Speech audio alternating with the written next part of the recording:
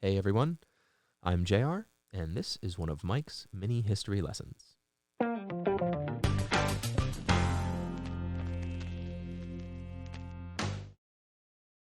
At the end of the 19th century, the last emperor of China, Puyi, was ousted in 1912.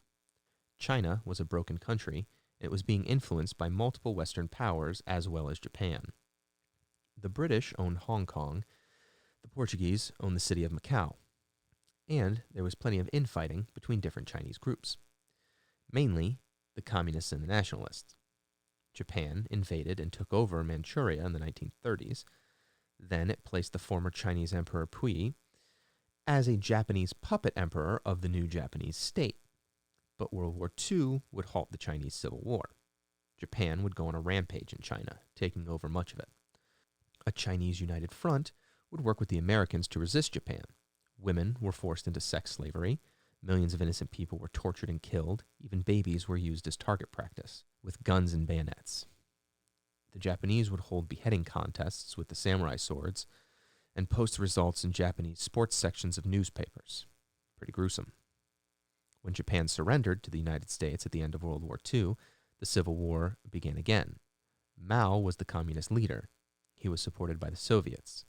The communists would kick out the nationalist government, which migrated to Taiwan, where it still rules today. Taiwan was a part of China in the 1700s. Japan took it over in the late 1800s. The nationalists left mainland China for Taiwan when they lost the Civil War. Taiwan, as an island, was never under communist control, but still laid claim as the true government of China.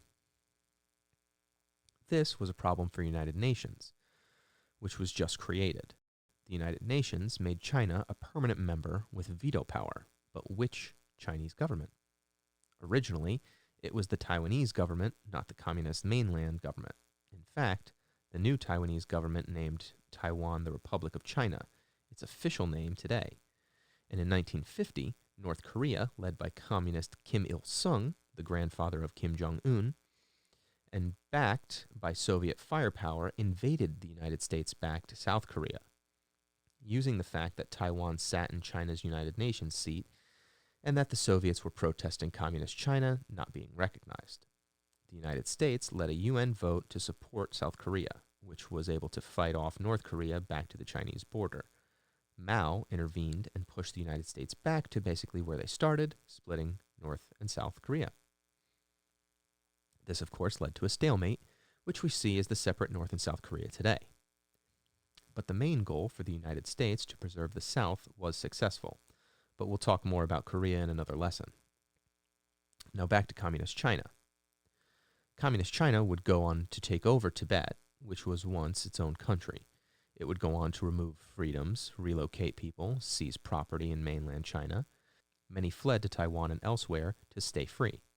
The former Emperor Puyi of China, who worked with Japan in World War II, was captured by the communists, and according to rumors, would live out the rest of his life sweeping the streets of Beijing while telling people he used to be the emperor of all of China. Must have been nuts to run into him on the street. Eventually, Nixon wanted to warm relations with China by the 1970s. This led to the One China policy, recognizing only one China exists, and it is led by the communists. In exchange, China will open to the West for manufacturing. This means Taiwan would not be in the United Nations, and to add insult to injury, even the Olympics. Eventually, they were let into the Olympics after the year 2000 as Chinese Taipei, but still can't use their own flag. Now, Taiwan cannot be recognized as a country, even though they are. They have their own money, military, government, and relations with other countries. But slowly, the communists want to reunify with them under one government, which is odd because Taiwan was never under the communist government to begin with.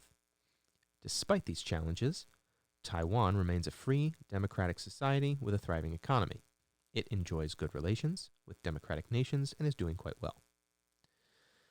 Now on to the red 9-dash line of today. China makes most world maps.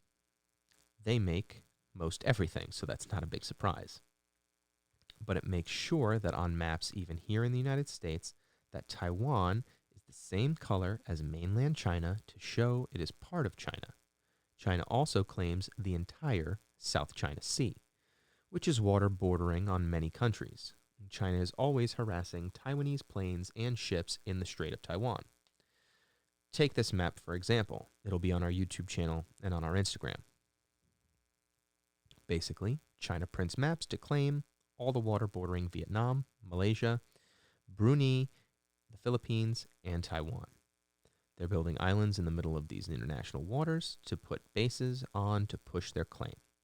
China has always expected the world to recognize its land claims, and it continues to do so to this day.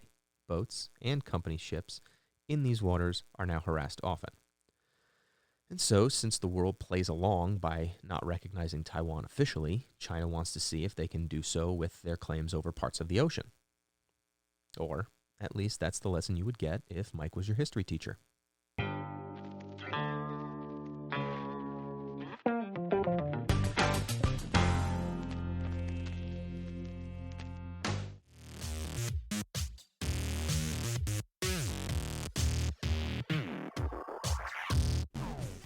Hey guys, thanks for listening.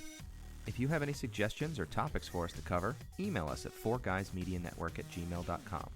If you're on the go, you can subscribe to our shows on iTunes. Be sure to check out our Patreon page, 4Guys Media Network, for access to exclusive content like minisodes and more. We have a lot of goals to hit, so we can keep improving and continue providing more content ad-free. So all of your donations are greatly appreciated. Make sure you subscribe to the 4Guys Media Network YouTube channel for all of our other projects by clicking the link on the right. And lastly, if you want to watch another episode, just click the link on the left. Thanks again for listening, and we'll see you next time.